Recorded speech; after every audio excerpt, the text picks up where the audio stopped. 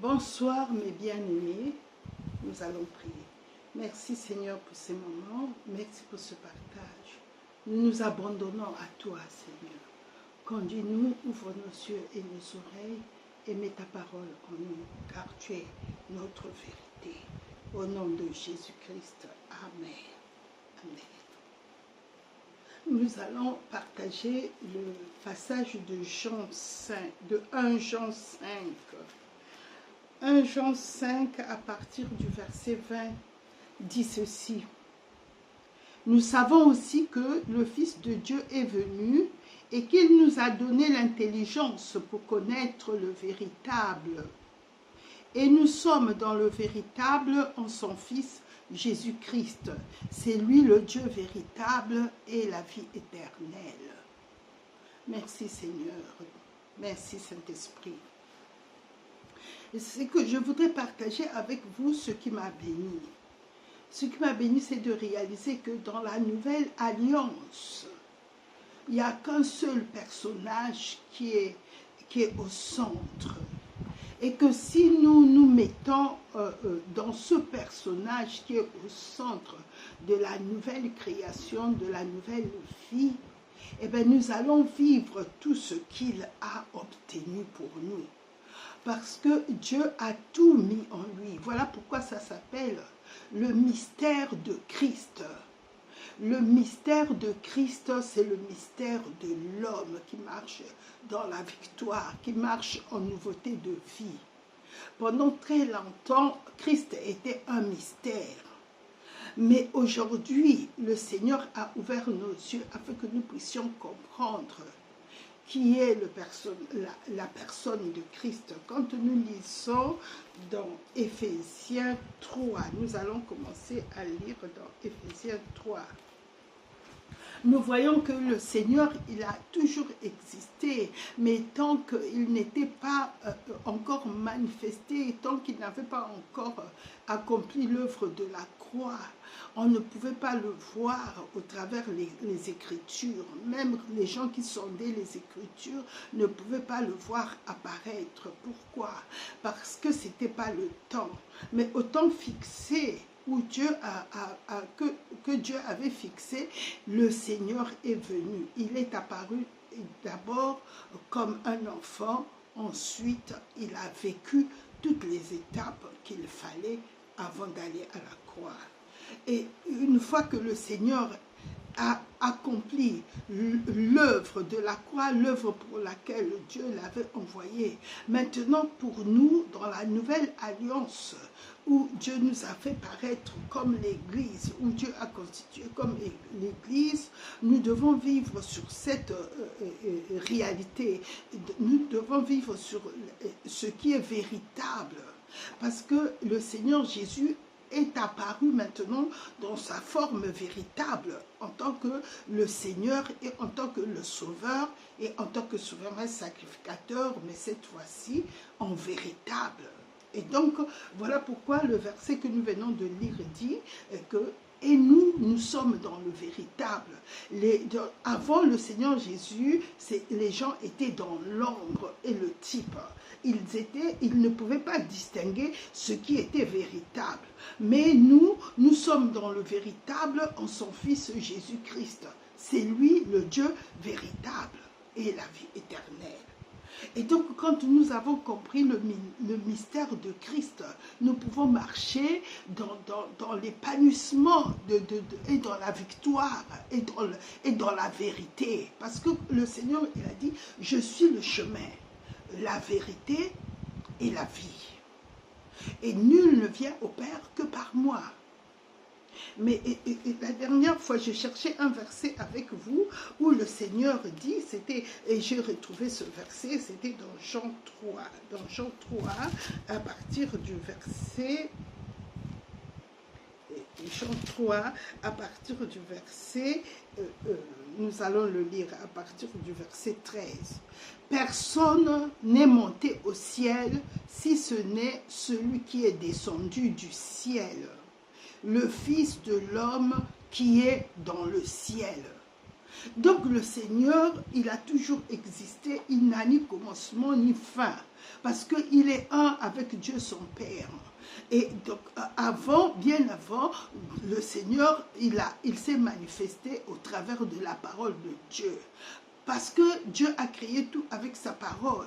Et rien n'a été créé, c'est dans le livre de Jean. Rien n'a été fait sans la parole de Dieu. Tout a été créé, Dieu a tout créé par sa parole. Et donc, quand nous voyons le Seigneur aujourd'hui personnifié, c'est aussi une façon pour lui de nous montrer, de nous révéler qui est Dieu. Et voilà pourquoi il nous dit qu'il n'y avait personne avant lui qui pouvait décrire Dieu. Et quand il est avec les disciples, il leur dit, maintenant vous connaissez Dieu mon Père. Si vous me connaissez, vous connaissez qui est Dieu. Et il dit, si vous me voyez, vous voyez Dieu. Celui qui me voit, il voit le Père. Et le Seigneur, il est venu vraiment nous révéler Dieu le Père. Mais ce qui est important ici pour nous, parce que si nous nous intéressons à Dieu qui est dans les cieux, mais n'oublions pas aussi que le Seigneur, il est celui qui veut nous révéler qui nous sommes réellement. Et tout se trouve en lui. Il est le personnage central. Et donc, dans Éphésiens, il est dit ceci, qu'il était le mystère. Et il a révélé ces choses à Paul. N'oublions pas que Paul, il recevait tout par révélation. Le Seigneur revenait le visiter et lui révélait pas mal de choses. Et deux fois, il le faisait monter jusqu'au 3e ciel. Et il dit qu'il y a des choses qu'il ne pouvait pas exprimer parce qu'il n'y avait pas des mots humains qui pouvaient exprimer, donner l'expression à ce qu'il avait vu. Mais quand le Saint-Esprit veut nous donner l'expression, il nous le donne. Et ici, dans Éphésiens, nous voyons que, excusez-moi, j'ai mes notes, donc je regarde souvent mes notes parce que je ne pouvais pas tout retenir. Et donc, j'ai noté tout ce que le Seigneur m'a donné. Et donc, nous sommes ici dans Éphésiens. Dans Éphésiens, nous allons d'abord lire dans le livre de Colossiens et puis nous allons revenir dans Éphésiens. Ici, au temps de Paul, le Seigneur, il était un mystère. Les disciples l'ont connu comme le Fils de Dieu venu du Père parce qu'il leur avait dit qu'il était le Fils de Dieu. Mais avec Paul, il lui révèle des choses encore au-delà de sa résurrection. Et n'oublions pas que quand le Seigneur était avec les disciples après sa résurrection, il leur a parlé du royaume des cieux. Et c'est ainsi que Pierre a su que le Seigneur était descendu pour prêcher à ceux qui étaient en prison, qui étaient dans le sein d'Abraham. Le sein d'Abraham, c'est le Seigneur lui-même qui en parle, qui se trouvait dans le séjour de mort et l'enfer et le sein d'Abraham. Ceux qui obéissaient à la loi, ils étaient dans le sein d'Abraham et ceux qui n'obéissaient pas, ils étaient en enfer, d'où le méchant riche qui dit à Abraham d'envoyer Lazare pour aller évangéliser ses frères. Et Abraham reprend qu'ils ont les Écritures, ils ont Moïse et la loi. Il voulait lui dire que Moïse n'est pas, pour Dieu, Moïse est toujours vivant à partir du moment où les Écritures sont là et les Écritures sont vivantes. Et donc, Abraham a fait comprendre à cet homme que si les gens ici sur la terre n'obéissent pas aux Écritures, c'est pas parce qu'ils vont voir quelqu'un qui est mort leur apparaître qu'ils vont changer leur état de cœur. Tout est question de cœur, comme aujourd'hui. Nous parlons de Jésus, mais beaucoup ont un cœur endurci. Et c'est pas parce que quelqu'un qui est mort va aller les voir pour leur dire ce qui se passe en enfer qu'ils vont se convertir. Parce qu'il y a aussi des témoignages des gens qui sont allés en enfer, mais bien qu'ils le lisent, leur cœur reste insensible.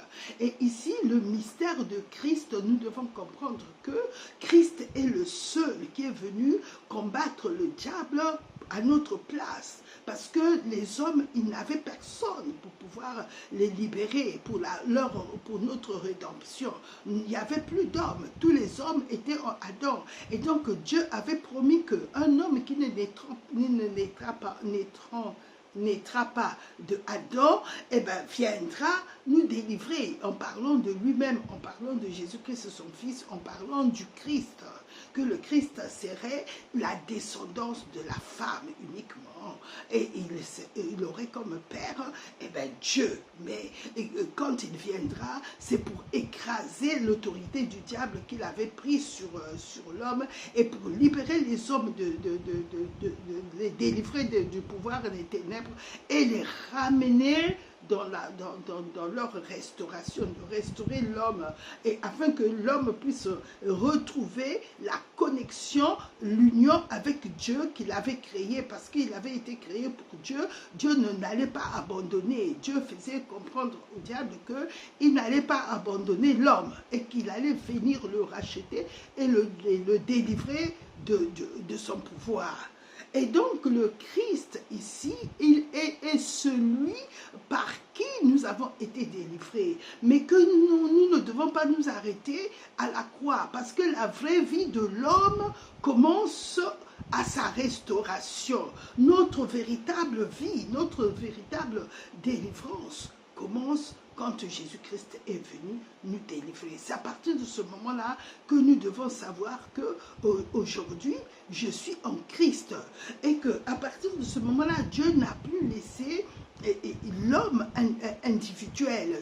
Dieu a mis tous les hommes en Christ. Par la résurrection de Christ, Dieu a créé une nouvelle création. Dieu a établi une nouvelle création. Mais cette nouvelle création est constituée par un seul homme. Il n'y a pas d'homme qui va dire « je suis né de nouveau » et qui vit individuellement hors de Christ. Le mystère de Christ, c'est qu'en lui se trouvent tous ceux qui sont nés de nouveau. Et tous ceux qui sont nés de nouveau constituent un royaume. Et tous ceux qui sont nés de nouveau constituent, deux fois Dieu appelle cela, constitue une montagne. C'est dans Hébreux 12, nous voyons, vous vous êtes approchés de la montagne de Sion, de la cité. C'est une nouvelle cité. Mais tout ça, c'est la personne de Christ. Tout se trouve, Dieu a tout mis en lui. Il n'a pas, la Bible dit que c'est par lui, par le Christ, Dieu a uni ce qui était dans les cieux et ce qui était sur la terre. Adam a échoué, mais Christ est venu lui-même de Dieu, du Père. Il est sorti, il est venu sur la terre, il a pris notre humanité afin de pouvoir nous unir, de prendre cette humanité et de l'unir à sa divinité. Donc en Jésus-Christ, le plan de Dieu a été parfaitement accompli. C'est-à-dire que Dieu s'est réconcilié avec la terre, avec l'homme. Il a uni. Il ne tient pas compte de la terre en tant que système perverti. Pour Dieu, ça y est, il a été détruit. Ce système n'a plus de fondement. Parce que avant que Jésus-Christ ne puisse venir, le diable, il régnait sur la terre. D'où la statue de Nebuchadnezzar. Dieu permettait certaines choses avant l'arrivée de Jésus. Parce que c'est en Jésus, c'est par Jésus-Christ que ce système du diable devait être détruit. Même les mages. Aujourd'hui, aucun homme ne peut dire que un prophète va dire je suis voyant parce que dans l'ancienne alliance, Dieu appelait le prophète voyant et que les mages, ils scrutaient la science de la magie, des étoiles, les horoscopes. Oui, mais c'était avant que Jésus-Christ ne puisse venir sur la terre pour détruire ce système. Dieu permettait certaines choses à cette époque-là parce que le Jésus-Christ, le Christ devait venir, la pierre angulaire sur laquelle il allait bâtir la nouvelle création. Et Dieu ne pouvait pas le faire avant la venue de Christ parce que Dieu marche selon son plan. Et Dieu établit les choses selon son plan et les manifeste sur la terre selon ses desseins. Voilà pourquoi il est écrit que, quel que soit ce que les gens font, c'est les desseins de l'Éternel qui s'accomplissent. Parce que Dieu avait programmé, il l'avait dit au jardin d'Éden, que c'est par le Christ que l'autorité du diable devait être écrasée. Et donc Dieu a attendu que Jésus-Christ vienne. Et quand Jésus est venu, il nous a rachetés depuis le jardin où Adam était tombé, depuis le jardin où la terre avait été maudite. Le Seigneur, tout ce qu'il avait dit à Adam, qu'il allait souffrir en travaillant la terre, le Seigneur, sa sueur, le sang est venu par la sueur nous racheter de cette malédiction.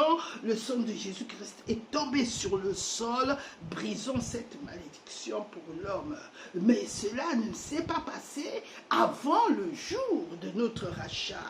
Tout ce que nous voyons qui est souffrance, la pauvreté de Jésus à la croix, les meurtrissures de Jésus qui devaient être percées, le psaume 22 que David, qui était aussi prophète, parce que Jésus, quand il parle de David, il dit comment pouvez-vous expliquer ce que David a dit? Il appelle le Christ mon Seigneur, poussé par le Saint-Esprit. Donc David était prophète, le Seigneur reconnaît David comme prophète. Et c'est David qui avait reçu cette prophétie sur le Seigneur, que c'est, quand nous lisons le psaume 22, que ses mains allaient être percées, que sa tunique, les gens allaient négocier sa tunique. Nous voyons dans le psaume 22, le Seigneur allait mourir de la rupture de son cœur à cause de l'abandon de son père, à cause le Seigneur devait être abandonné et qu'il allait souffrir de cette séparation. Et cette séparation, quand nous lisons le psaume 22, on dit ceci, le psaume 22, oui, je suis dans le psaume 22, et le Seigneur était dans une forte angoisse, au point où son corps a été rompu, parce qu'il avait été abandonné. Et donc, toi et moi, nous ne mourrons pas de crise cardiaque, de PCV. Le Seigneur nous a rachetés. Lui, il a reçu ça.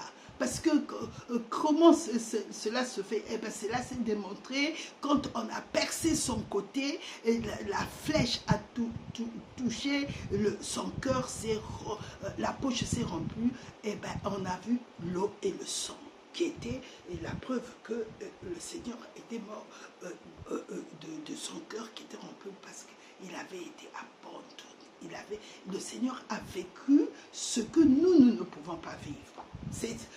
Il a racheté, il a porté nos maladies dans son corps, il a porté nos souffrances, il a porté la douleur, il a porté nos rejets, il a été rejeté par son Père et il était devenu péché. Ce que toi et moi, nous ne pouvons pas devenir. Nous, on était des pécheurs, mais lui, il était devenu carrément l'identité du péché. Et donc, nous voyons que le seul Jésus-Christ pouvait vivre cela. Seul le Christ qui avait été mis à part pour vivre cela pouvait nous racheter. Notre rédemption est complète. Il a racheté notre âme. Notre esprit était mort parce que nous étions séparés de Dieu. Jésus a vécu cette séparation. Quand il a été séparé, son cœur s'est rompu. Tellement la souffrance a été jusque dans son esprit. Et quand le Seigneur Jésus, quand il a souffert dans son âme a été blessée, et son âme a été émiettée, afin que toi, notre âme puisse retrouver sa constitution, afin que toutes les blessures que tu as subies, afin que les trahisons que tu as subies ne puissent plus avoir d'effet dans ton âme rachetée. Parce que Jésus a porté notre souffrance, a porté les trahisons, ce que nous avons vu de nos yeux, ce qui nous a blessés, ce que nous avons entendu. Notre âme avait été brisée. Simon, quand il a prophétisé sur Jésus, il a dit que l'épée te botte. Nous allons le lire. Parce que deux fois, quand les gens le lisent, ils pensent seulement que c'est à Marie que Simeon avait dit ça. Simeon, après avoir prophétisé sur les parents, et il dit, et toi-même, il parle à l'enfant ici, il parle à Jésus, l'épée te transpercera. Il prophétisait sur Jésus. Marie n'a pas reçu l'épée, même si son âme avait été blessée. Mais Jésus a reçu cette épée. Simeon parle ici. Il dit ceci dans Jean 2.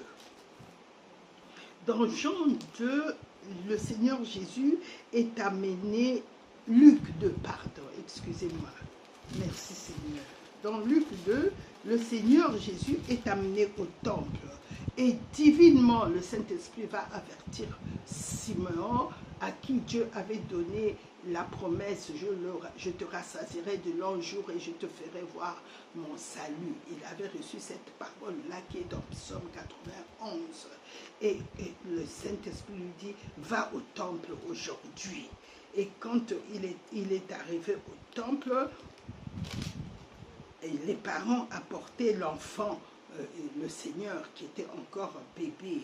Et alors, il les reçut, il les a reçus. Et je cherche, à partir du verset, nous allons lire 27. Il vint au temple poussé par l'Esprit, et comme les parents apportaient le petit enfant Jésus pour accomplir à son égard ce qu'ordonnait la loi, il le reçut dans ses bras, bénit Dieu et dit, maintenant Seigneur, tu laisses ton serviteur s'en aller en paix selon ta parole, car mes yeux ont vu ton salut, salut que tu as préparé devant tous les peuples. Il parlait du Seigneur comme le salut il était venu pour nous sauver. Lumière pour éclairer les nations et gloire d'Israël, ton peuple. Son père et sa mère étaient dans l'admiration des choses qu'on disait de lui. Simeon les bénit, il bénit les pères, et dit à Marie sa mère, voici, cet enfant est destiné à amener la chute et le relèvement de beaucoup en Israël et à devenir un signe qui provoquera la contradiction. Ici, ce que Simeon est en train de dire, Ésaïe l'avait déjà prophétisé dans Ésaïe 29. Il avait déjà dit que Dieu disait par la bouche d'Ésaïe que je mets un niveau. Nous allons lire cette prophétie, Ésaïe 28, à partir du verset 16. C'est pourquoi ainsi parle le Seigneur l'Éternel. Voici, j'ai mis pour fondement en Sion une pierre éprouvée, une pierre angulaire de prix solidement posée. Celui qui la prendra pour appui n'aura point hâte de fuir. Je ferai de la droiture une règle et de la justice un niveau.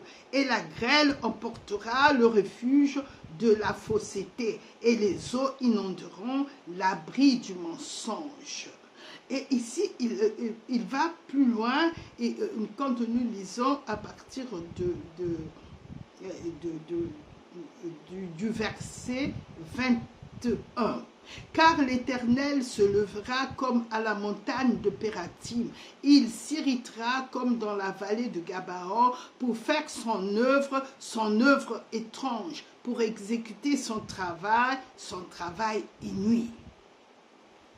Et ici, quand nous voyons cette prophétie où le Seigneur parle de la pierre angulaire, et je cherchais la partie où il parle du parler en langue, qu'il parlera à ce peuple, avec un peuple qui va balbutier.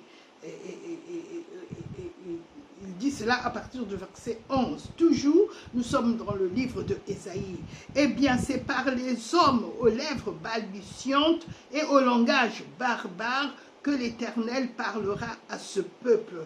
Il lui disait, voici le repos, laissez reposer celui qui est fatigué, voici le lieu du repos. Parlant du Saint-Esprit, c'est le repos. En Jésus-Christ, il faut que nous arrivions jusque dans le repos, c'est-à-dire dans le Saint-Esprit. Quand nous parlons dans le Saint-Esprit, nous nous apaisons, c'est-à-dire notre intelligence ne s'agite plus à chercher qu'est-ce que je vais dire à Dieu. Nous rentrons dans le repos. La Bible dit notre intelligence est au repos et c'est l'esprit, c'est en esprit que je dis de mystère. Donc ici, dans cette dimension, Dieu avait déjà parlé du repos au travers du prophète Ésaïe.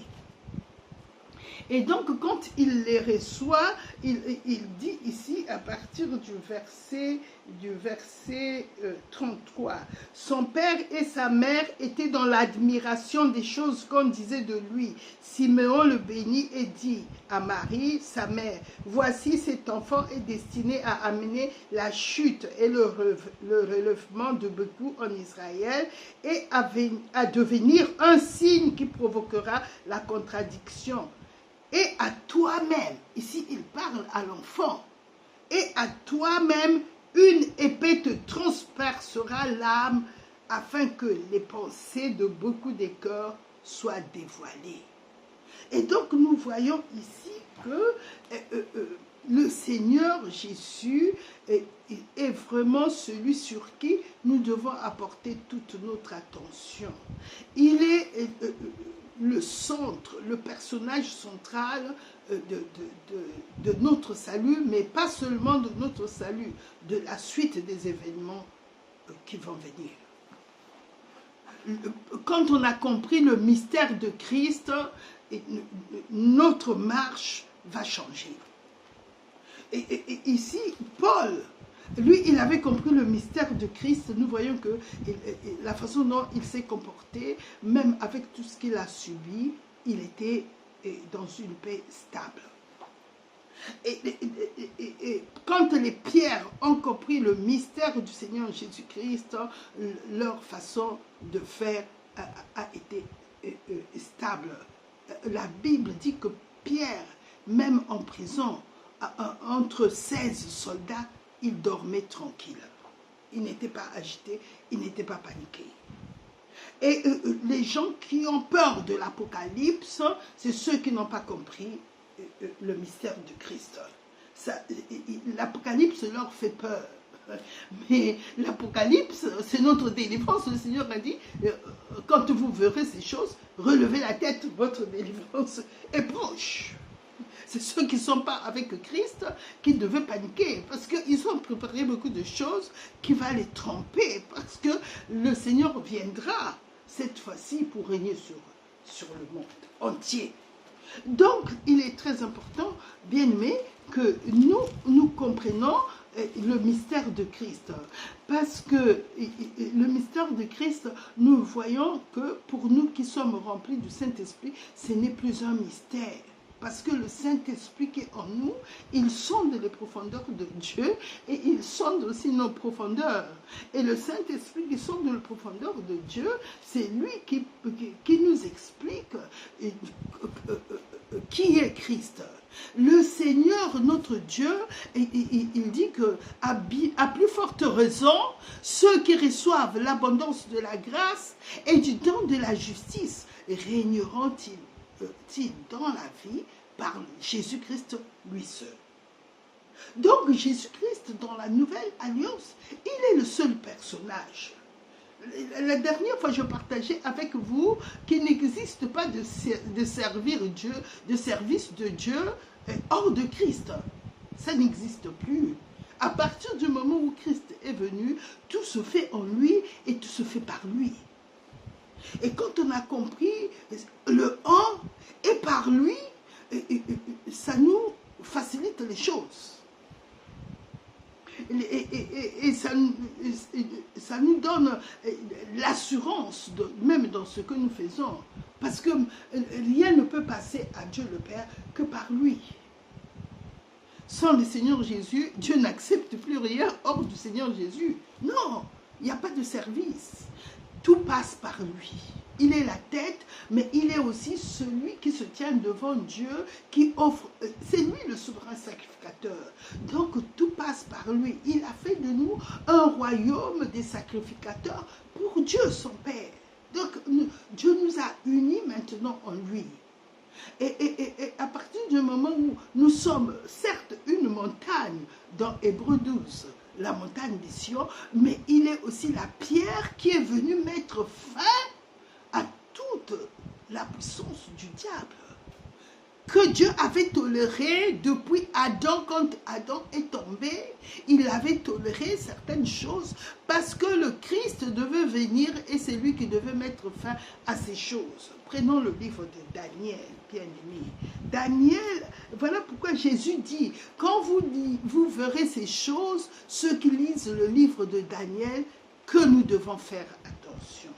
Dans le livre de Daniel, nous voyons dans Daniel 2, Dieu a montré ce songe à Nebuchadnezzar qui était dans les choses occultes. Et Nebuchadnezzar a fini par mourir converti. Oui, ça peut vous étonner. Quand nous lisons Daniel 4, nous allons écouter ce que ce roi-là, Nebuchadnezzar, il était occulte. Il représentait dans l'occultisme la tête d'or, c'est-à-dire celui que le diable utilisait pour pouvoir influencer le monde occulte. Mais Dieu n'avait pas laissé les choses sous contrôle du diable. Il contrôlait le monde. Comme le temps n'était pas arrivé, il y avait certaines choses que Dieu pouvait permettre. Mais il ne permettait pas à son peuple qu'il avait mis à part, qui était circoncis, qui étaient des descendants d'Abraham. Voilà pourquoi eux, ils avaient la loi au milieu de toute cette pagaille, au milieu de tous ces peuples. Ces peuples pouvaient aller dans l'occultisme, faire tout ce qu'ils voulaient, mais sauf ceux qui avaient l'alliance de la justice, qui étaient des circoncis. Voilà pourquoi David appelle Goliath l'incirconcis. Parce qu'ils étaient les seuls à avoir le signe de la circoncision dans leur peau. Comme nous aujourd'hui, nous sommes les seuls à avoir le sceau de l'esprit sur notre esprit. Le signe que j'appartiens à Jésus-Christ. C'est le Saint-Esprit. C'est lui ma circoncision que la main n'a pas faite. Je suis circoncisé, pas par la main humaine, mais par la circoncision de Christ que le Saint-Esprit lui-même a opéré sur mon esprit. Et donc ici, quand nous lisons ce que Nebuchadnezzar dit, regardons Daniel 4 à partir du verset 37. Maintenant, moi Nebuchadnezzar, je loue, j'exalte et je glorifie le roi des cieux, dont toutes les œuvres sont vraies et les voies justes, et qui peut abaisser ceux qui marchent avec orgueil. Ce roi a reconnu à la fin que Dieu était le seul Dieu qui décidait dans les cieux. Donc ici, nous voyons que ce roi, après lui, il y a eu les Mèdes et les Perses. Mais bien qu'il y avait toutes ces, dans leur cours, qu'il y avait tout ce qui se passait, Dieu avait la main mise sur l'évolution de ces choses-là.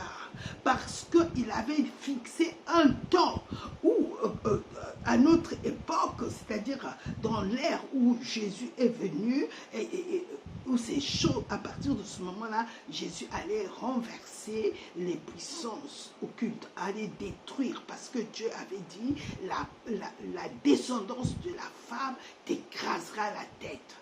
Donc, Dieu avait fixé le temps où Jésus allait venir, la descendance de la femme. Et Jésus est venu et à la croix, il a écrasé la tête, l'autorité du diable sur l'homme. Voilà pourquoi Jésus, quand il est venu, il a commencé à chasser le diable sur la terre. Les démons disaient, quand nous lisons dans Marc 4, ne nous envoie pas dans les abîmes, envoie-nous dans les pourceaux, parce que lui, il est venu manifester la puissance du royaume des cieux. Il est venu faire comprendre qu'un autre royaume existe maintenant sur la terre. C'est le royaume de Dieu est descendu, et c'est ce que Daniel avait vu. Quand nous lisons le livre de Daniel, Daniel avait vu ce royaume-là venir sur la terre. Et il parle du Seigneur Jésus qui avait été investi sur la terre. Quand il parle de l'ancien des jours. Lisons Daniel 2 à partir du verset 44. Il est dit ceci. D'abord à partir du verset 34.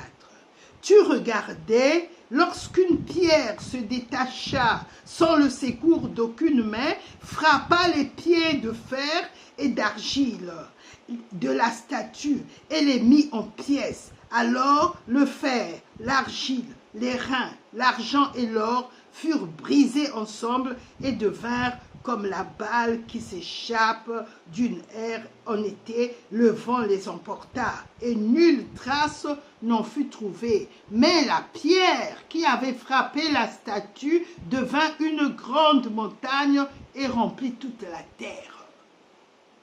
Au nom de Jésus, Amen. Bien-aimés, quand nous lisons les Écritures, nous devons toujours demander l'aide du Saint-Esprit. Parce que c'est lui qui agissait à cette époque-là et qui montrait ces choses-là à Daniel. Et à Daniel, il lui avait dit de sceller parce que le temps n'était pas encore arrivé. Or, le Seigneur nous a dit dans Matthieu 24, verset 15, que nous devons faire très attention quand nous lisons ces choses. Il dit ceci à partir du verset 15. C'est pourquoi, lorsque vous verrez l'abomination de la désolation dont a parlé le prophète Daniel établi en lieu saint, que celui qui lit fasse attention. Et nous, avant, quand je lisais ce passage, moi je pensais que le Seigneur parlait de l'Antéchrist qui va se prendre la place. Mais la Bible dit, Jean dit qu'il y avait beaucoup d'Antéchrist maintenant et ils sont sortis du milieu de nous. Pourquoi? Parce qu'ils sont allés embrasser d'autres philosophies venant des ténèbres. L'antichrist n'est pas seulement une seule personne. Jean dit que les antichrists, ce sont ceux qui ont connu la parole et ils sont partis faire les mélanges.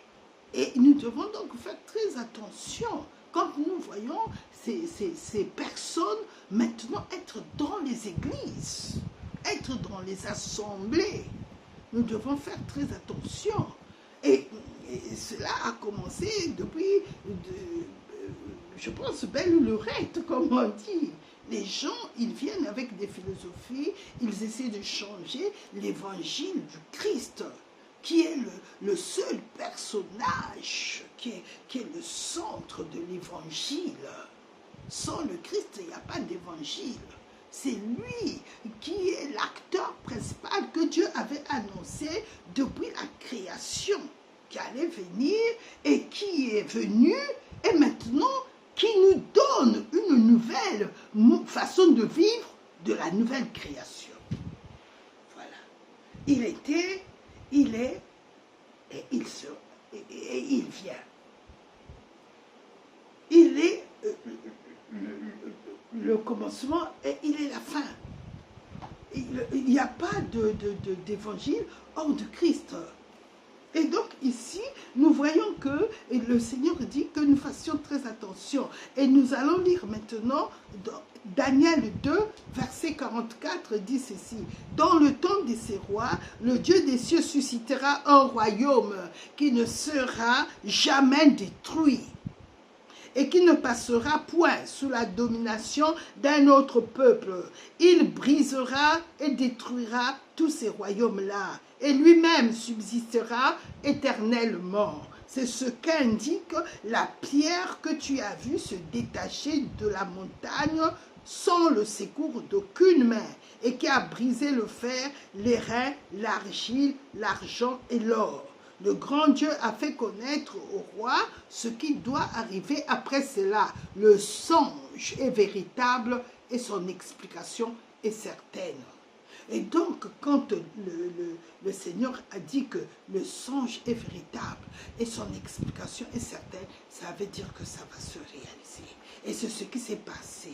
Au temps de ces rois, Jésus est venu. C'est la pierre qui s'est détachée que Nebuchadnezzar avait vue. C'était le Seigneur Jésus-Christ. La pierre angulaire est venue, s'est détachée, est sortie de Dieu et a frappé le diable. Et il a écrasé à la croix son autorité. Il a brisé la loi, il a accompli la loi. Christ est la fin de la loi pour la justification de tous ceux qui croient. Il n'y a plus la loi. Christ est la fin de la loi. Romains 10, verset 4. Jésus est venu nous justifier. En lui ont été créés tous les hommes. Par lui, Dieu a détruit l'ancienne création par Jésus-Christ. Et par lui, il a recréé une nouvelle création. Et par lui, aujourd'hui, la nouvelle création est déjà établie.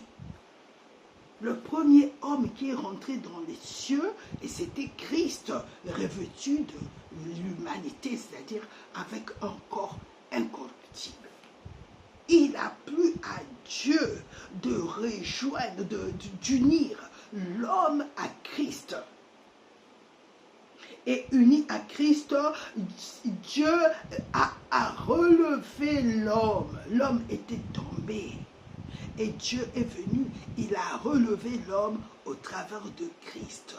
Il a relevé l'homme, il a enlevé la honte qui était sur l'homme. Il a fait devenir Christ homme pour glorifier l'humain qu'il avait créé. Et comprenez bien ce que je partage avec vous, ce que le Seigneur m'a donné. L'homme était tombé. Dieu est devenu, pour relever l'homme qui était tombé, Dieu a voulu, Dieu nous a aimés. Il a dit que ceux qu'il avait prédestinés, ceux qu'il avait créés en Adam, le diable a fait tomber l'homme.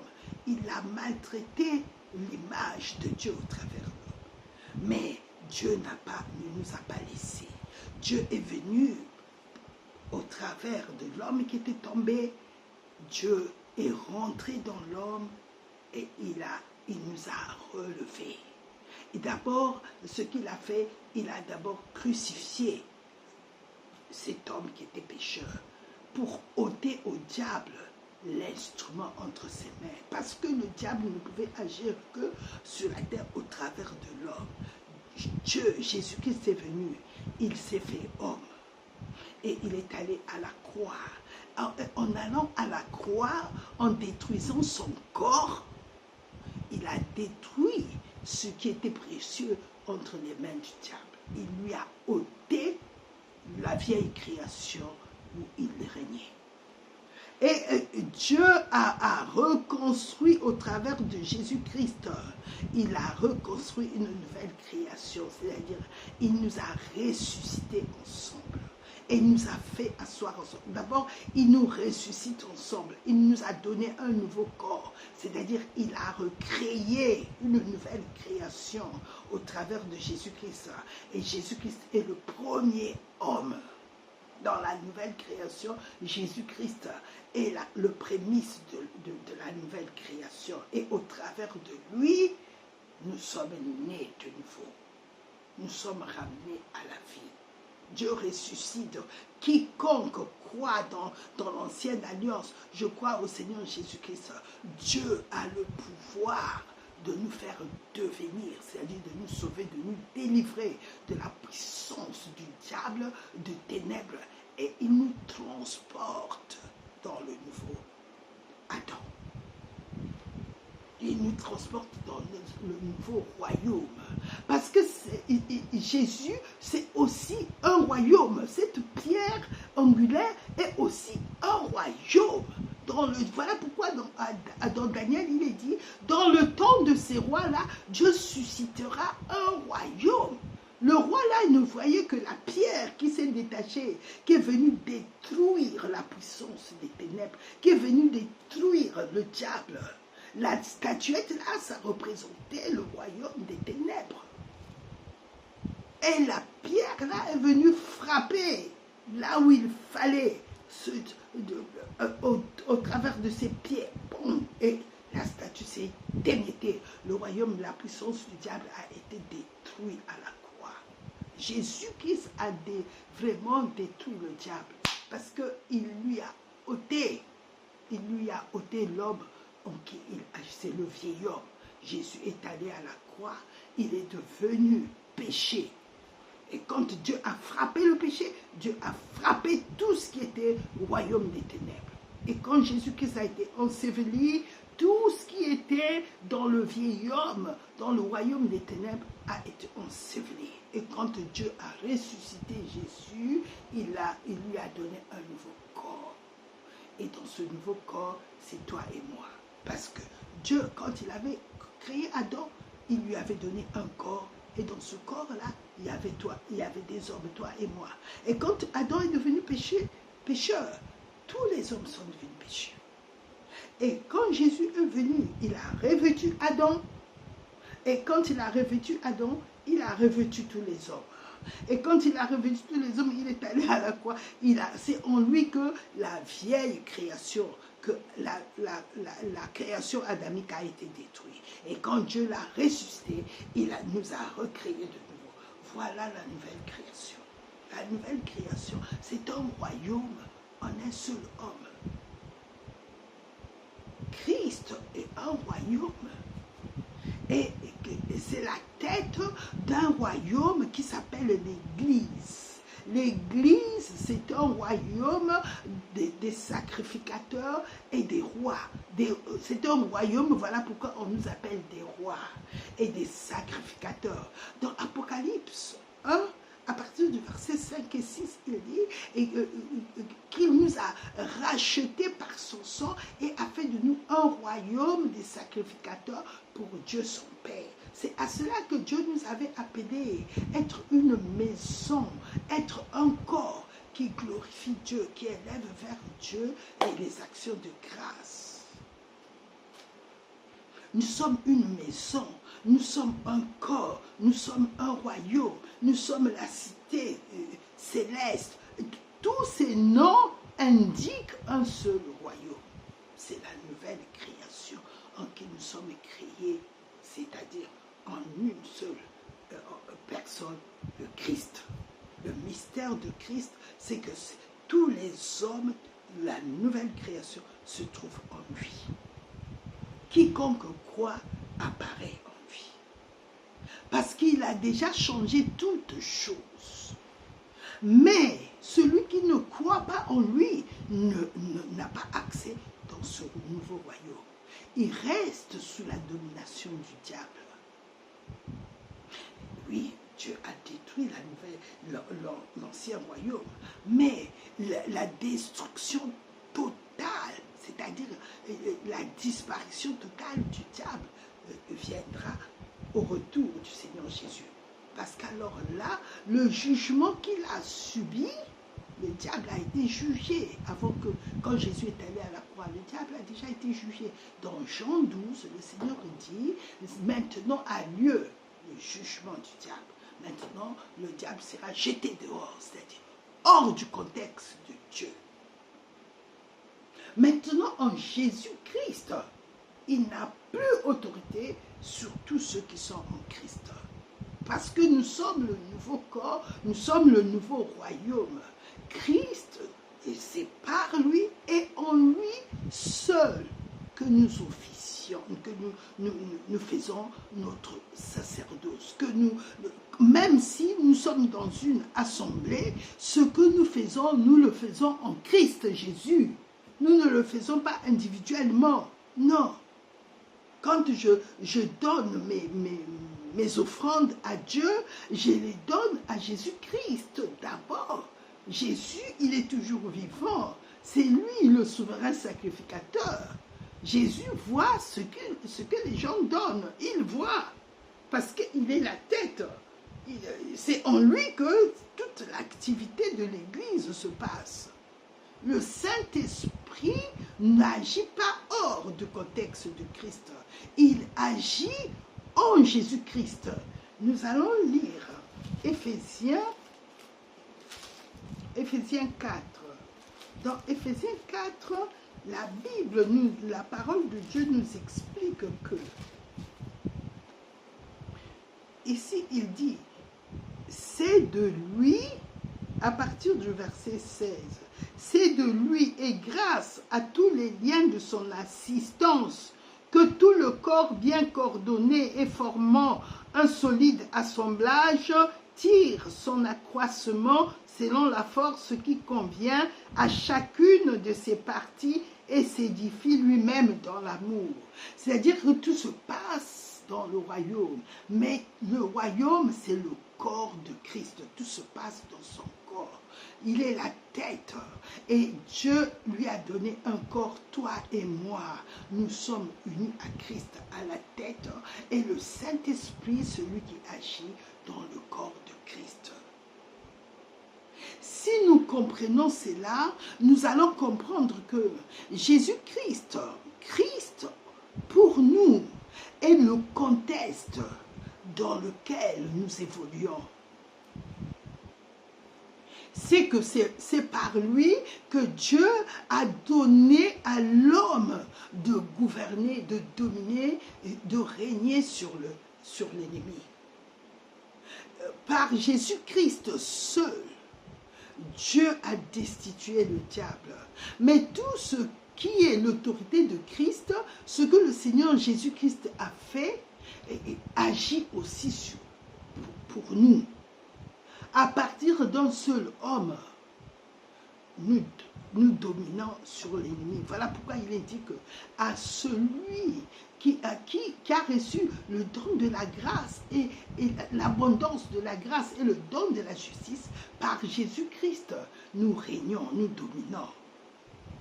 Il faut que nous comprenions que nous n'avons plus de combat, bien-aimés. C'est ce que nous devons comprendre.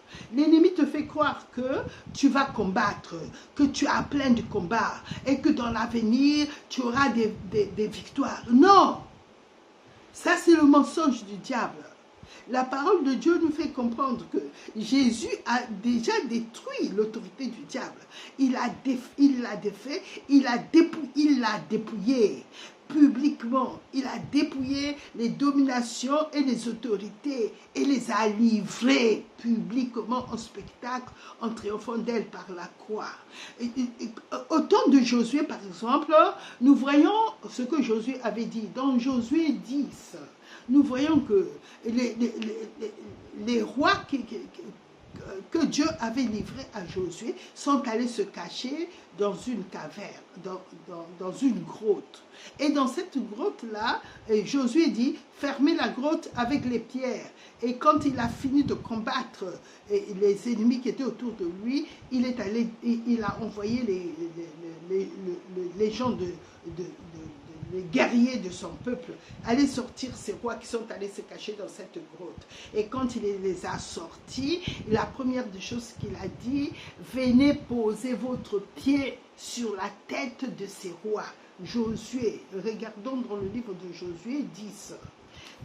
Josué 10, à partir du verset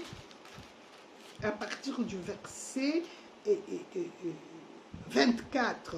Lorsqu'ils eurent amené ces rois devant Josué, Josué appela tous les hommes d'Israël et dit aux chefs des gens de guerre qui avaient marché avec lui, approchez-vous, mettez vos pieds sur les coups de ces rois. Ils s'approchèrent et ils mirent les pieds sur les coups. Josué leur dit, ne craignez point et ne vous effrayez point, fortifiez-vous et ayez du courage, car c'est ainsi que l'Éternel traitera tous vos ennemis contre lesquels vous combattez. Ici, nous voyons que le principe a été posé. Plus tard, Jésus, dans Luc 10, au verset 19, il dit, je vous ai donné le pouvoir de marcher. Et ici, ils ont marché sur eux, ils ont posé leurs pieds sur les coups et la parole de Dieu a établi que c'est ainsi que Dieu traitera tous nos ennemis contre lesquels nous combattons, quel que soit le terrain où nous sommes. Dieu a établi cette loi-là, ce principe-là est devenu une loi pour ceux qui sont en Christ. Cette loi-là est venue parce que Jésus a dit, voici, je vous ai donné le pouvoir de marcher sur les serpents et les scorpions et sur toute la puissance de l'ennemi et rien ne pourra vous nuire. Et cela est rentré dans la loi spirituelle quand Jésus est allé à la croix. Parce qu'il a dit, tout est accompli. C'est-à-dire qu'il a scellé par son sang toutes les promesses qui sont dans la Bible. C'est déjà scellé. Jésus-Christ a offert sa vie parce que le Seigneur avait dit, la descendance de la femme t'écrasera la tête, tu lui blesseras les talons. À la croix, il a été blessé. Et c'est par ces meurtrissures que nous sommes guéris. C'est par ces meurtrissures. Il s'est fait pauvre afin que nous devenions riches. Et le Seigneur, tout cela s'est passé à la croix. Tout cela s'est passé à la croix. Mais avant d'aller à la croix, il nous a d'abord fait rentrer dans l'alliance. Il nous a donné son sang, son corps, et il nous a donné son sang. C'est-à-dire, il nous a donné la communion. Il nous a fait rentrer dans son corps et il a scellé notre union par son sang. Et le fait qu'il soit allé à la croix montre qu'il avait pris nos péchés et il avait il a brisé notre corps au travers de son corps. Notre corps, le vieil homme, a été détruit. Lui, il nous avait donné son corps, il avait pris notre corps, péché, nos péchés. Il nous avait donné son sang et il avait bu notre sang qui était impur, la coupe. Et quand il est allé à la croix, il a confirmé par sa mort que tout ce que nous étions était mort. Tout ce que l'ennemi avait fait de nous dans la vieille création est fini, est détruit. Nous ne devons plus nous rappeler de ce que nous étions dans la vieille image de Adam. C'est le diable qui nous avait rendus pécheurs. Jésus a détruit cette nature-là. N'acceptez plus de vous appeler pécheur, parce que sinon tu te mets sous l'autorité du diable. N'accepte pas. Jésus a détruit ta nature que le diable t'avait donnée. Jésus non seulement a détruit cette nature-là, mais par son sang, il t'a racheté, il m'a racheté, il m'a purifié, sanctifié. Il a dit, je me sanctifie moi-même pour eux. Il est mort pour ce sang, pour nous sanctifier, pour détruire, afin que son sang puisse couler, afin que son sang puisse nous laver. Et il nous a donné la justice de son sang, parce que la vie de Jésus était dans son sang. Et donc en donnant sa vie, en donnant son sang, partout où il y avait la mort, il y a maintenant la vie. Dans ta vie, il y a la vie. Marchons en nouveauté de vie en Jésus-Christ ressuscité. Et comme il était juste, Dieu a agréé à accepter son sacrifice, alors Dieu a déchiré le voile. Ça veut dire qu'il a déchiré l'acte dans les ordonnances, nous condamner. Ce voile-là, nous séparer de Dieu. Ce voile-là mettait inimitié entre Dieu et nous. Et la Bible dit, il a effacé, il l'a éliminé. Quand Jésus a dit, tétélès, tout est accompli. Tétélesta. Tout est accompli, c'est réglé. Ta dette a été soldée, c'est soldé totalement, éternellement. Tu ne dois plus rien au diable.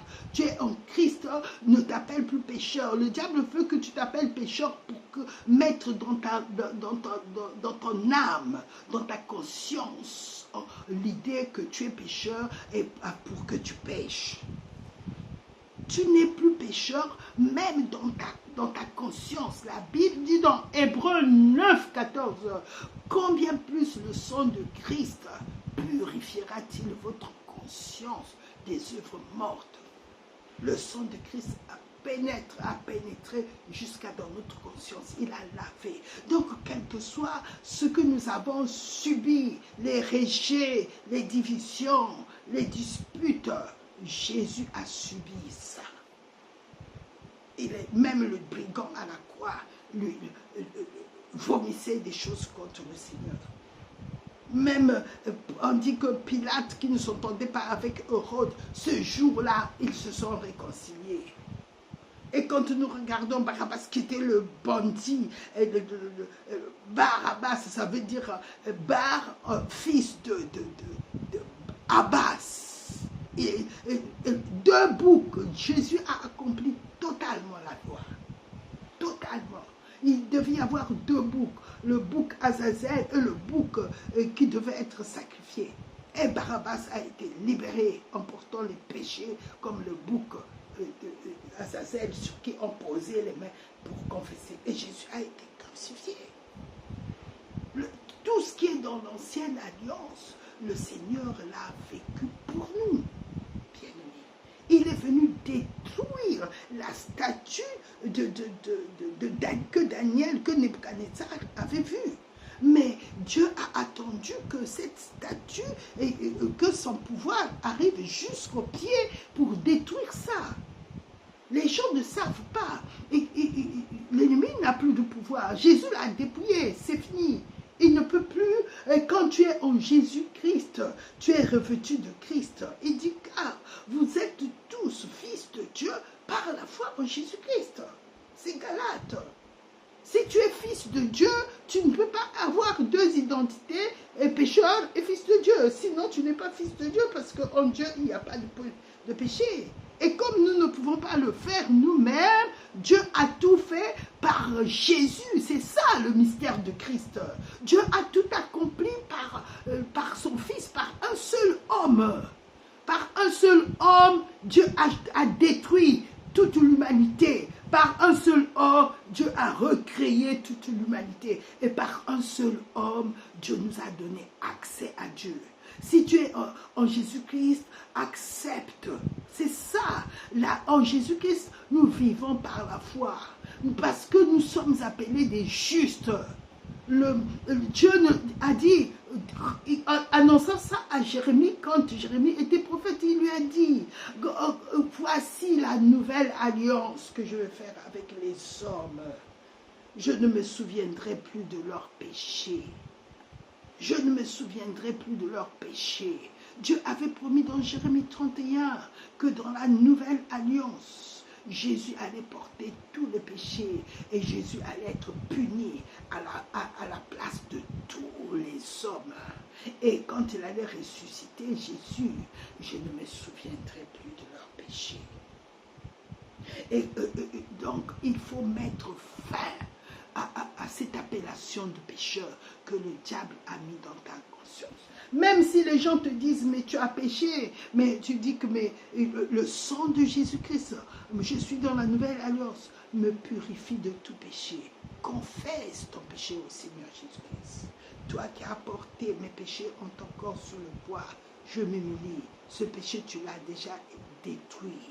Et même si maintenant dans ma chair, je l'ai fait, je m'abaisse devant toi et je te demande pardon. Elle dit que nous avons un avocat auprès du Père, Jésus-Christ le juste. C'est en lui que nous sommes. Et Jésus-Christ intercède pour nous. Et Jésus-Christ reconnaît que oui, j'ai l'alliance avec cette personne. À cause de l'alliance de la justice, le péché ne peut plus venir t'identifier. Le péché a perdu le pouvoir parce que le sang de Jésus ôte le péché, efface le péché, ne permet pas au péché de résister. Le sang des animaux n'arrivait pas à éradiquer le péché devant Dieu le Père. Des années, 400 000 ans sont passés. 4000 ans sont passés. Mais le péché était toujours là. Le jour où Jésus a dit, tout est accompli, le péché est parti. Le voile qui nous condamnait a été déchiré devant Dieu. Si Dieu a déchiré le voile, Il a déchiré l'acte dont les ordonnances nous condamnaient et qui subsistaient contre nous. Dieu les a déchirés, les a éliminés, les a soldés en crucifiant Jésus à la croix. Jésus, en Jésus-Christ, il a porté le jugement et il a porté le châtiment. En Dieu, il n'y a plus de châtiment. En Dieu, il n'y a plus de jugement. Est-ce que maintenant, ça veut dire qu'il faut pécher? Non, parce que Jésus a été crucifié pour détruire la nature qui nous faisait pécher. Le corps du péché a été crucifié et détruit à la croix et enseveli. Quand Jésus est ressuscité, il n'avait plus de péché. Il pouvait passer au travers les murs. Donc, maintenant, ton nouveau corps, ta nouvelle identité, le péché n'a plus de pouvoir sur toi. Quand il se présente, parce que tu es encore sur la terre, il peut se présenter. Dieu n'a pas encore changé notre corps, parce que nous sommes encore sur la terre, où il y a encore le péché. Mais quand il se présente, sache que toi, tu domines sur lui, tu n'as plus cette nature-là. Tu peux dire que non, je ne peux plus marcher dans cette nature-là. Les limites, les habitudes que tu avais, à un moment donné, peuvent te faire agir dans ton corps, pour te faire réagir. Mais dès que tu te rappelleras, non, Jésus qui a été crucifié, c'était ma nature que j'avais quand je suis né de mon père et de mon mère qui a été crucifiée. C'était cette nature-là qui me faisait pécher. Maintenant, en Jésus-Christ, j'ai une autre nature. C'est la nature du juste. Et chaque fois que je me rappellerai de ma nouvelle nature, le péché perd le pouvoir. Parce que Jésus-Christ est ressuscité. Il est réellement vivant. Il est assis à la droite du Père. Et au travers de lui, nous dominons sur le péché. Pourquoi? Parce qu'en Jésus-Christ, je suis sous une autre loi. Toutes choses ont changé spirituellement, émotionnellement et physiquement. À cause du sang de Jésus-Christ. Le sang de Jésus-Christ, c'est le sang de la justice de Dieu. Il a la puissance, il a le pouvoir d'agir sur mon esprit, sur mon âme et sur mon corps. Le sang de Jésus-Christ. Parce que c'est le sang de la rédemption. Je suis racheté. Le sang de Jésus-Christ montre que je suis racheté. C'est la rédemption. Je suis racheté par son sang. Et j'ai le pardon de péché qui est le pardon continuel. Bien aimé, une fois que nous avons compris que le Christ, c'est en lui que l'homme a la victoire. C'est par lui. Et la victoire de Christ, la victoire d'un seul sur le diable, est la victoire de tout son corps. L'ennemi te fait croire que tu vas avoir la victoire. Il faut combattre pour avoir la victoire. Non, c'est un mensonge. Jésus a remporté toutes nos victoires. Toutes nos victoires. Il n'y a pas d'étape dans ta vie que tu abordes que Jésus n'a pas abordé. Spirituellement, tu étais en lui. Tu es son corps. Donc, il a vaincu toutes tes victoires se trouvent en Jésus-Christ. Il faut que tu saches que c'est ça, le juste vivra par la foi. C'est quoi la foi? La foi, c'est les choses qu'on espère. Nous allons le lire. Et ces choses-là que nous espérons, c'est parce qu'elles existent que Dieu les a mis dans notre esprit, que Dieu les a mis dans notre conscience. Que l'espérance ne trompe pas. L'espérance qui est en Christ, ce n'est pas l'espérance humaine, mais c'est l'espérance de Dieu. Dieu a mis dans notre esprit toutes nos victoires. Dieu a mis quand quelqu'un donne sa vie à Jésus-Christ, il se passe quelque chose de très important. Dieu te donne tout ce que Jésus-Christ a eu pour toi, c'est-à-dire dans ton esprit, quand Dieu t'avait créé, il t'avait créé avec des projets. Je connais les projets que j'ai formés sur vous, projets de paix et non de malheur, afin de vous donner un avenir et de l'espérance.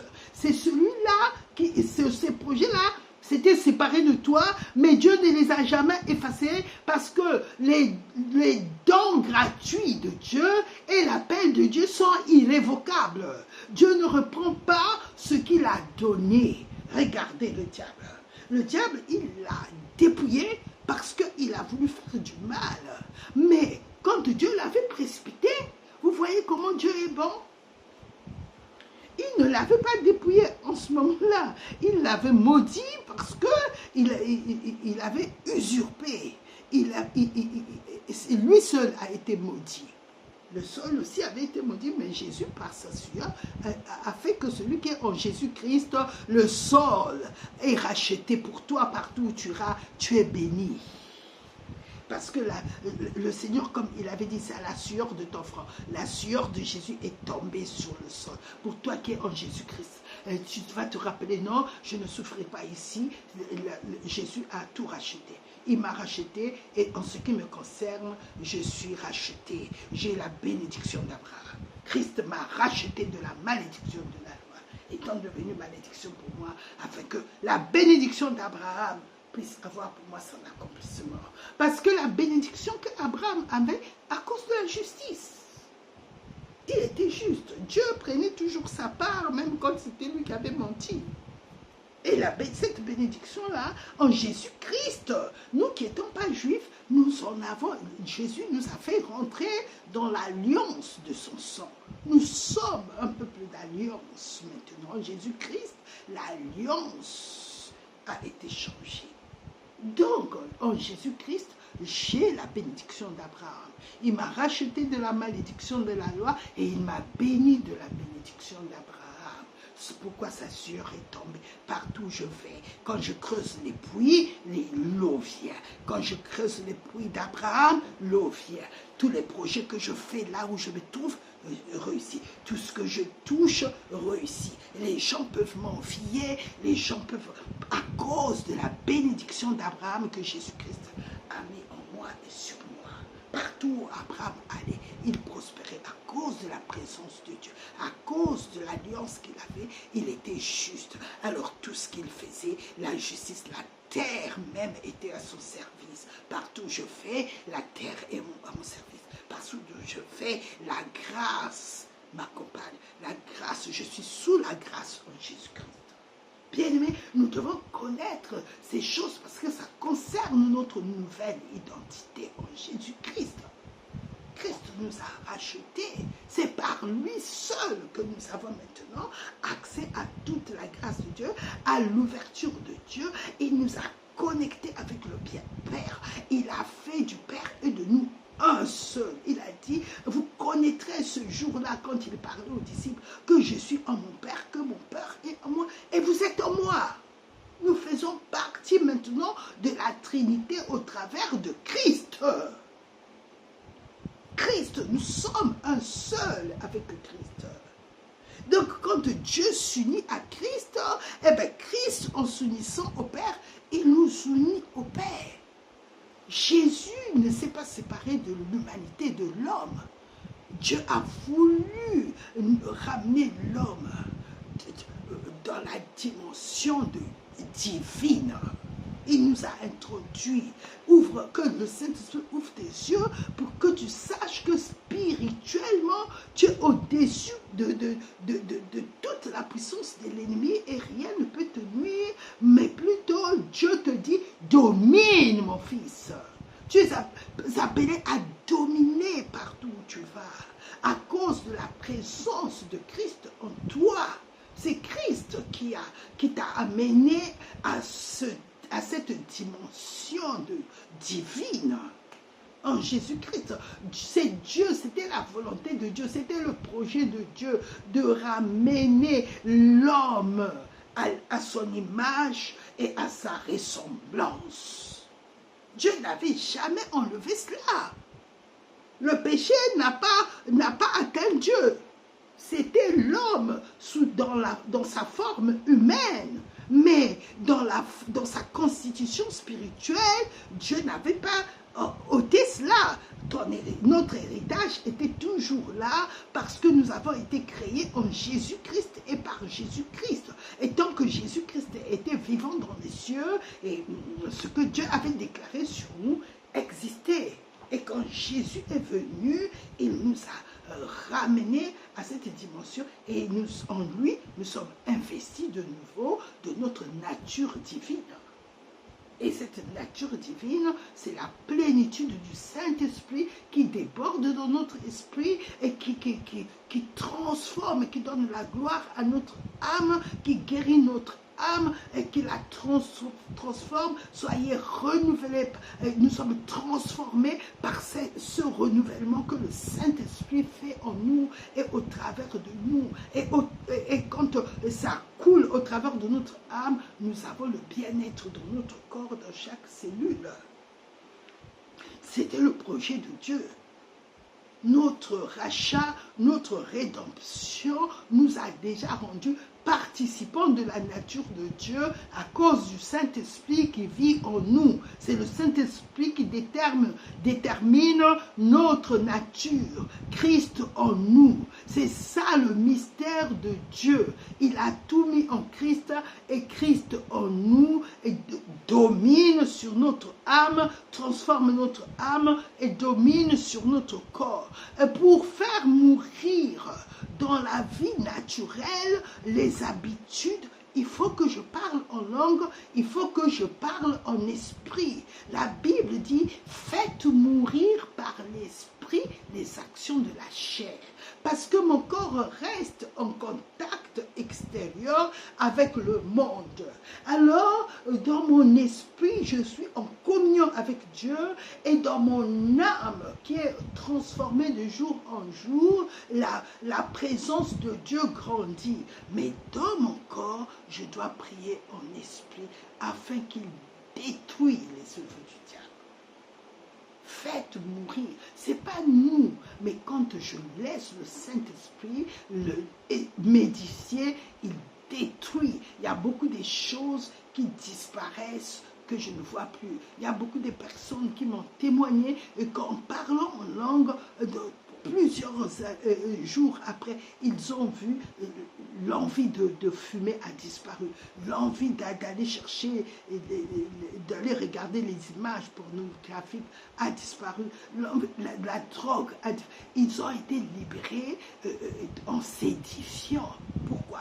Parce que c'est quand je parle en langue que mon esprit est en prière, que le Saint-Esprit intercède pour moi et que le Saint-Esprit est en action dans mon être. Bien-aimé, je partagerai avec vous seulement les choses spirituelles. Parce que c'est ça, hier, dans les gens ont manqué, en étant dans l'église, en étant dans les assemblées. Il n'y avait pas de révélation. Eh bien, les gens voulaient vivre dans la vie naturelle, ce qui est spirituel, sans pouvoir se construire d'abord. Paul dit que je sois fortifié dans l'homme intérieur par le Saint-Esprit. Et quelle est envers moi qui croit l'infinie grandeur de sa puissance, se manifestant avec efficacité.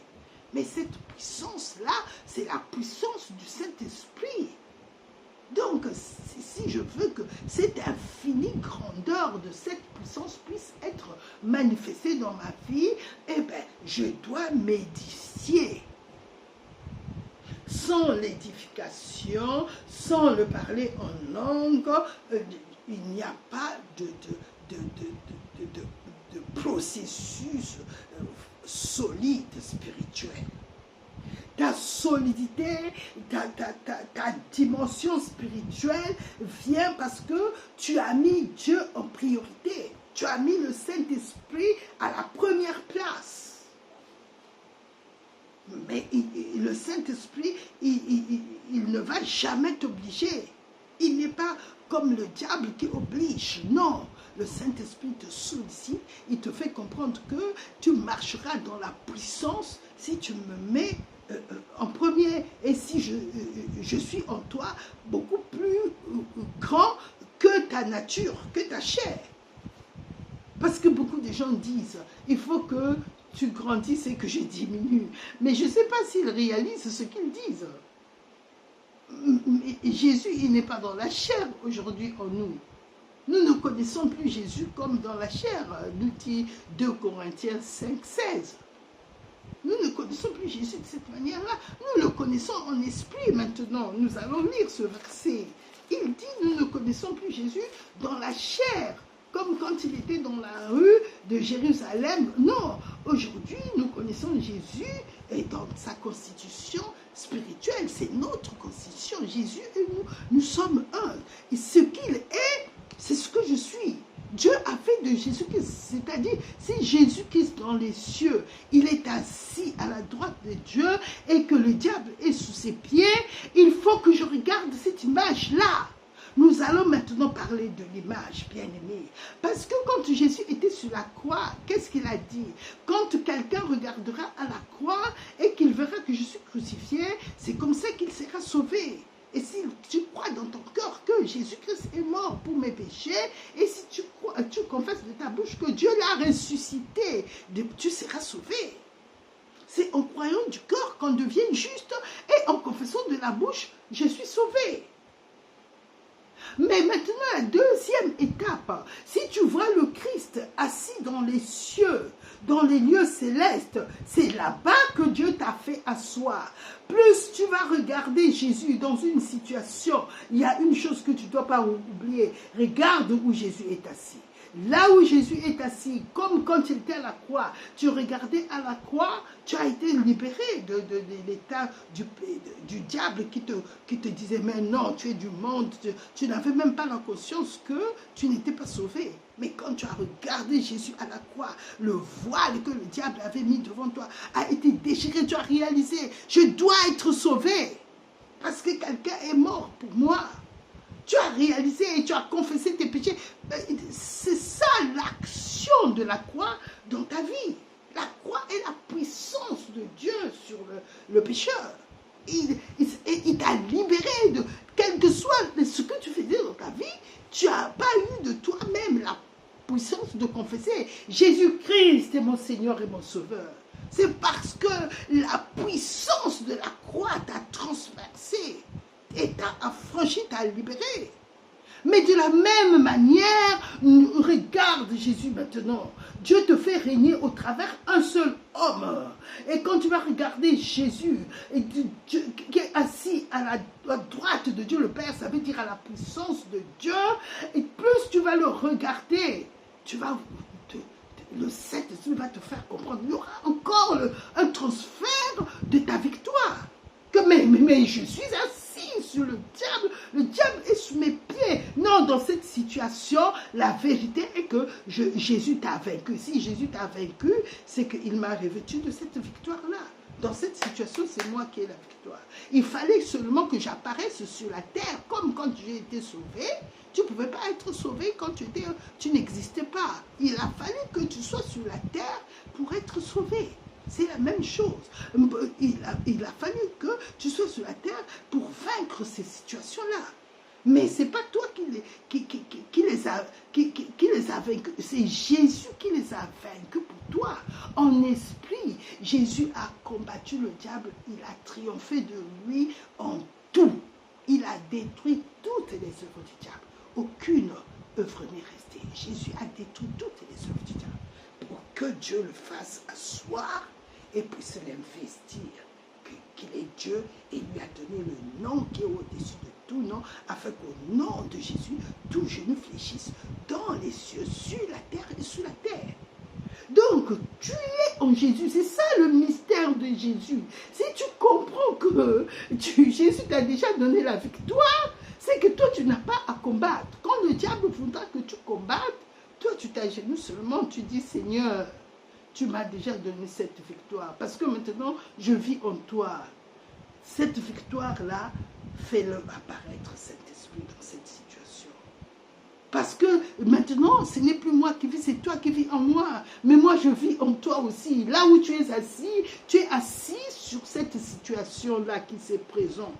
Tu es assis en vainqueur. C'est-à-dire que cette situation, tu portes la victoire là sur ta couronne. Tu as déjà la pierre précieuse de cette victoire-là. Seigneur, que cette victoire-là que j'ai en toi, parce que je suis ton corps, je suis assis avec toi, que ça apparaisse maintenant ici où je suis.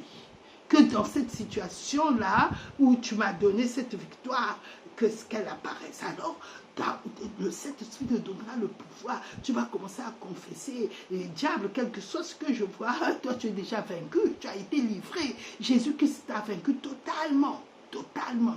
Donc, dans cette situation, la victoire, c'est moi qui l'ai. Ce n'est pas toi, même si tu t'agites, quel que soit le bruit qui va se passer, c'est moi le vainqueur. En Jésus-Christ, Jésus m'a donné cette victoire. Ton comportement sera différent. C'est ça, le juste vivra par la foi des victoires que Jésus a emportées pour toi. Il n'y a pas de situation que Jésus-Christ n'a pas porté la victoire. Mais le diable veut que tu crois que cette situation-là est parue maintenant. Non! Le mystère de l'évangile, c'est ça dans l'Apocalypse. Les gens diront, oh mais cette femme-là, mais elle avait déjà été détruite, mais pourquoi elle apparaît? Et parce que dans le temps naturel, tu n'étais pas encore né quand Jésus a remporté la victoire sur le diable. Quand Jésus a destitué le diable à la croix, quand il a détruit son royaume, le Fils de Dieu est apparu afin de détruire les œuvres du diable. Tu n'étais pas né. Maintenant que tu apparais, la situation apparaît. Mais le juste vivra par la foi. Et la foi, ça veut dire que le juste vit par la victoire est déjà emportée dans cette situation. Puisque Jésus est déjà assis, il est ressuscité. Il est assis dans les cieux. Il est assis sur cette situation. Il est vainqueur sur cette situation. La foi, c'est être violent. C'est le royaume de Dieu. Ce qui m'appartient, c'est le violent qui s'en empare. C'est-à-dire qu'il ne laisse pas le diable leur faire croire le mensonge. Le diable va agiter, va faire ça. Il y a même des gens qui vont te dire des choses qui ne sont pas bien. Toi, demeure seulement dans ta victoire. Tu dis, tu n'auras pas. C'est moi qui ai la victoire. Ah, Jésus me l'a déjà donné parce que je suis en Jésus. Jésus est déjà ressuscité. Il t'a vaincu. S'il ne t'avait pas vaincu, il n'allait pas être ressuscité. S'il est ressuscité assis à sa droite, c'est que moi, je suis sur toi. Et le Dieu de paix écrasera le diable sous mes pieds. C'est-à-dire la victoire, je l'ai déjà. C'est ça, le juste vivra par la foi, bien-aimé. C'est ça, le juste vivra par la foi. Tu vis dans ce que Jésus a déjà accompli. Le diable veut que tu crois que le combat là, c'est aujourd'hui. Non, il y a 2000 ans, Jésus avait déjà la victoire. Et il dit quoi? Mais dans toutes ces choses, nous sommes plus que vainqueurs par celui qui nous a aimés. Plus que vainqueurs, ça veut dire c'est quelqu'un d'autre qui a combattu pour toi et il est venu te donner, tiens, la victoire. Maintenant, ne la lâche plus. Ne te laisse plus avoir. Parce qu'Adam ne savait pas qu'il était Dieu, quand le diable lui a dit que tu seras comme Dieu. Mais toi, tu sais déjà que tu es vainqueur dans cette situation, alors que ton corps ne se trouve pas. Quoi seulement? Et commence à confesser que j'ai la victoire. Commence à lui dire ce qui est vrai. Parce que le véritable, c'est ce que Christ est maintenant. Il règne sur ses ennemis. Et là, Dieu lui a dit, assieds-toi à ma droite jusqu'à ce que je fasse de tes ennemis ton marchepied. Mais quand il disait ça à la tête, il le disait à toi et moi qui n'étions pas encore sur la terre. Quand il a dit ça à Jésus, tu étais là-bas, tu avais entendu de tes oreilles. Quand tu es arrivé sur la terre, eh ben c'est un autre monde. L'ennemi veut te faire croire que maintenant tu es arrivé sur la terre et je vais te faire la fête. Non, cette fête-là qu'il a voulu te faire, il l'avait fait dans Adam. C'est-à-dire quand il avait pris Adam, il a changé tout ce qui concernait l'avenir des hommes. Et c'est ça, c'est ces œuvres-là que Jésus est venu détruire. Donc elles n'existent plus. Mais le diable veut te faire croire que, voilà, ce qui arrive avec ton fils là, tu n'auras pas, mais là, tu ne peux... Non! Ne le crois pas. Que Dieu, au contraire, soit reconnu pour vrai et tout homme pour menteur. Parce que le diable utilise les hommes. Un jour, mon fils était au lycée et puis le professeur lui a dit non, il faut qu'il reprenne, il faut qu'il... Mais le Seigneur m'avait déjà donné la connaissance. Et quand l'enfant est venu, maman, ils m'ont dit que je dois reprendre. J'ai dit non, tu ne reprendras pas. Tu ne reprendras pas parce que tu vas passer en classe supérieure et tu vas comprendre les choses. On a commencé, le Seigneur m'a fait la grâce, j'en ai parlé au Seigneur. Le Seigneur m'a donné ce qu'il fallait pour payer les cours pour un jeune étudiant venu lui faire des cours. Et puis le Seigneur a commencé à changer des choses. On m'a convoqué à son lycée. Ben voilà, madame, j'ai dit non, il ne répondra pas. Il va passer en classe supérieure. Et le Seigneur, le Saint-Esprit est venu en aide pour manifester ce qu'est la vérité. Et je confessais, Seigneur, la vérité est que toi tu as vaincu. L'ennemi, il agit dans le monde par le mensonge. La Bible dit que le monde marche avec le mensonge. Je n'accepterai jamais ce que, Seigneur, qui est du diable. Et tu as tout accompli. Et je marchais dans le tout accompli. Je marchais dans le tout accompli. Mais il fallait être violent. L'ennemi me faisait croire des choses et les professeurs là me disaient des choses. Mais c'est les violents qui s'en emparent, qui ne laissent pas. Non, tu prendras rien. Va-t'en. Il est parti, le Seigneur a manifesté sa grâce. L'enfant a eu des meilleures notes. Et à la fin de l'année, on le convoque pour lui donner. On avait convoqué les meilleurs. Et lui, il était parmi les meilleurs. On lui a donné plein de bons. D'autres, on n'en avait pas besoin. Moi, j'ai dit seulement, Seigneur, c'est à toi toute la gloire, c'est toi qui as gagné cette victoire. Et quand nous croyons en toi, tu manifestes, la victoire est manifestée. Et à quoi tu crois, bien-aimé? À quoi tu crois? Le monde, c'est le mensonge. Dieu seul. Oh, voilà pourquoi il est écrit que Dieu, au contraire, soit reconnu pour vrai. Nous avons la victoire, même quand l'ennemi veut nous faire croire le contraire. Regardez dans Matthieu 17. Le Seigneur savait que le diable était vaincu, mais les disciples, ils ne connaissaient pas, ils avaient l'autorité. Et le diable, avec les yeux, il leur a fait croire que l'enfant là n'était pas délivré. Mais quand le démon là a vu le Seigneur, il a voulu faire la même chose. Le Seigneur a dit, sors de cet enfant. Et la Bible dit que l'enfant est tombé. Le diable, quand le diable a lâché, l'enfant est tombé. Et les gens commençaient à dire, ah, il est mort, le Seigneur est venu. Il a soulevé l'enfant. L'enfant était... C'est pareil dans toutes les situations. L'ennemi qui est déjà dépouillé, le Seigneur l'a vaincu totalement, triomphalement. Et que maintenant, quand nous apparaissons, il veut le faire comme le Seigneur a dit. Le juste vivra par la foi. La foi de ce que j'ai déjà accompli. Je leur ai déjà donné la victoire. Et l'ennemi essaiera de nous faire croire le contraire, mais il est aussi vaincu là-dessus. Parce que moi, je mets toutes choses maintenant. J'ai appris à marcher avec la foi de Christ. Et le Seigneur m'a dit, mais Agathe, ne marche pas avec ta foi. Confesse que je place toutes choses sous la foi de Christ. La foi de Christ a été donnée dans le fruit de l'Esprit, ce n'est pas ta foi. Mets tout sous la foi de Jésus-Christ. La foi de Jésus-Christ parle comme ceci. Bien-aimé, je sais que tu m'exauces toujours. Et Jésus était devant une situation impossible. Lazare, on dit que Lazare était déjà mort. Et même ceux qui étaient des parents de Lazare, la sœur de Lazare, il dit, ils sont déjà. Mais Jésus, quand il va prier, Dieu son Père, il dit, je sais que tu m'as déjà exaucé et je sais que tu m'exauces toujours. Nous allons lire cette prière de Jésus qu'il avait fait ce jour-là. Et comme le Seigneur dit, et Jésus leva les yeux en haut et dit, Père, je te rends grâce de ce que tu m'as exaucé. Pour moi, je savais que tu m'exauces toujours. Bien-aimé, que ça soit ta prière pour toi et moi. Quand on est devant une situation qu'on dise, je sais qu'en Jésus-Christ, tu m'as déjà exaucé. Tu m'as déjà donné la victoire et je sais que tu m'exauces toujours. Je mets toutes choses, Seigneur, sous ta foi. Ta foi, elle est déjà exaucée. Merci, Seigneur, pour la victoire. Et garde ta paix, bien-aimée. Gardons notre paix. Celui qui s'agite, il fuira loin de nous. Parce que le Saint-Esprit, il est là pour manifester la victoire de Jésus-Christ dans notre vie et totalement et pour toujours. Car il est écrit, la puissance qui agit en nous, infiniment au-delà de ce que je demande ou pense. Cette puissance-là, qu'elle est envers nous qui croyons. L'infinie grandeur de sa puissance se manifestant avec efficacité par la vertu de sa force. Et nous allons nous séparer en lisant ce verset bien-aimé, sois fortifié. La victoire, tu l'as déjà.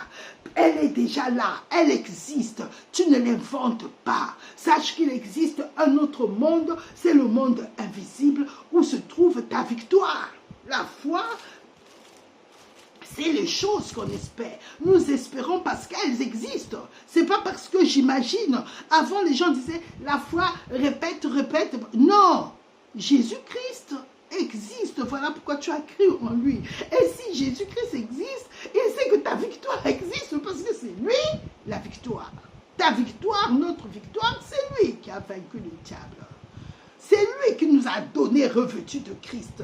La Bible dit, tous ceux qui sont faits baptiser, qui ont cru en Jésus-Christ, nous avons revêtu Christ. Christ nous a revêtus de lui et le Saint-Esprit nous a revêtus de la puissance d'en haut, afin que notre foi, il nous a donné la foi de Jésus-Christ. Il dit ici, je lirai à la fin la parole, mais nous devons savoir que Jésus-Christ est ressuscité avec notre victoire et il nous a revêtus de cette victoire-là. Donc demeure ferme, sois violent, et sache que ta victoire est là. Je vais faire un petit témoignage. Vous savez, bien-aimés, nous avons la victoire. Nous devons renouveler notre intelligence. Il faut toujours lire la parole de Dieu. Nous devons renouveler. Un jour, j'étais dans une situation. Je devais quitter un appartement et cette femme-là ne voulait pas que je quitte l'appartement. Et quand j'ai envoyé une lettre de préavis, elle a refusé de prendre la lettre de préavis parce qu'il voulait que je demeure dans son appartement, mais moi je devais partir parce que le Seigneur m'avait donné un autre appartement. Et bien, la lettre m'est revenue, mais je savais que cette femme-là, elle faisait exprès. Alors, le Seigneur, un jour, pendant que j'étais en train de lire ma Bible, le Seigneur me donne ce passage-là. Il me dit dans Hébreux 11, à partir du verset 27, « C'est par la foi qu'il quitta l'Égypte sans être effrayé de la colère du roi, car il se montra ferme, comme voyant celui qui est invisible. » Ah, ben j'avais compris, le Saint-Esprit me faisait comprendre. Écoute, renvoie cette lettre recommandée et dis-lui que je mettrai les clés dans la boîte aux lettres. Et signale ça, qu'il y ait un témoin qui voit que la lettre, tu l'avais déjà envoyée. Donc j'ai cherché des personnes qu'il fallait, à qui j'ai expliqué la situation. Voilà cette dame-là, voilà la preuve que j'ai envoyée en cette date et que je renvoie. Et je mettrai sa clé dans la boîte aux lettres puisqu'elle a d'autres clés. Et le Seigneur a dit, tu quittes l'Égypte sans être effrayé comme voyant celui qui est invisible. J'ai dit, Seigneur, merci, tu es avec moi. J'ai quitté cet appartement, je lui ai laissé ses clés et je renvoyais la lettre recommandée. Et bien cette personne-là, même s'il ne voulait pas que je parte, cette fois-là, le Seigneur, j'avais l'accord du Seigneur en recevant cette parole, elle a été très honorée de trouver que même les rideaux, je lui avais laissé les rideaux de son appartement et que son appartement était en bon état. Et cette personne-là, Dieu n'a jamais permis que cette personne-là me fasse des histoires. La foi, ici, nous disons, or la foi est une ferme assurance. Il faut être ferme que Jésus m'a donné la victoire, voilà pourquoi il est ressuscité. Jésus est assis sur son trône, il est en train de me regarder et cette victoire-là, il me l'a donnée, je ne dois pas douter. Il a remporté la victoire avant que je ne sois né. Maintenant que je suis né, cette victoire-là, elle est manifestée et c'est moi qui ai vaincu, plus que vainqueur. Je suis plus que vainqueur. Et quand on a cette foi-là, c'est la foi qui nous vient du Saint-Esprit qui est surnaturelle. C'est ça quand le Seigneur dit, c'est les violents qui s'en emparent. Parce que tu sais que ces choses-là que j'espère existent. Elles sont dans le monde invisible et quand je suis ferme, le Saint-Esprit par sa puissance et qu'elle est envers moi qui crois, l'infinie grandeur de sa puissance se manifestant avec efficacité. le Saint-Esprit va les manifester. Mais Dieu regarde d'abord ta fermeté. Et Dieu regarde d'abord que tu as confessé. La victoire de Jésus-Christ va apparaître dans cette situation. Parce que Jésus a vaincu le diable dans cette situation, et bien la victoire va apparaître parce que je suis le corps de Christ. Reste ferme, bien-aimé. Et le verset que je vous donne en partage, c'est le mystère de Christ, c'est ça. C'est croire en tout ce qu'il a fait, que Dieu nous a rendu accomplis en lui. C'est ça. Par un seul homme, Dieu nous a tout donné. Ce que Christ a, c'est ce que tu as. Tel il est, tel tu es aussi dans ce monde. Ne regarde pas les événements. Les événements, ils sont devenus des sauterelles. Celui qui est en nous est plus grand que celui qui est dans le monde. Nous les avons vaincus. Jésus l'a fait pour nous. C'est pour son corps que Jésus-Christ est venu, afin qu'il nous amène toujours dans les hauts lieux, à dominer. Le Seigneur a dit en Jésus-Christ, Dieu parlait à nous. Quand il a dit, assieds-toi à ma droite, jusqu'à ce que je fasse de tes ennemis ton marchepied. Ils vont tous devenir ton marchepied, bien-aimé. Je prophétise. Ils vont tous devenir. Ils sont déjà devenus le marchepied en Jésus-Christ. Et bien cela va devenir maintenant une réalité dans ta vie. Parce que tu es le corps de Christ. Lisons ce verset. Éphésiens 3 à partir du verset 20. Or, à celui qui peut faire, par la puissance qui agit en nous, infiniment au-delà de tout ce que nous demandons ou pensons, à lui soit la gloire dans l'Église et en Jésus-Christ, dans toutes les générations, au siècle des siècles. Amen. Au nom de Jésus-Christ. Amen. Merci Seigneur. Vous êtes bénis au nom de Jésus-Christ. Amen.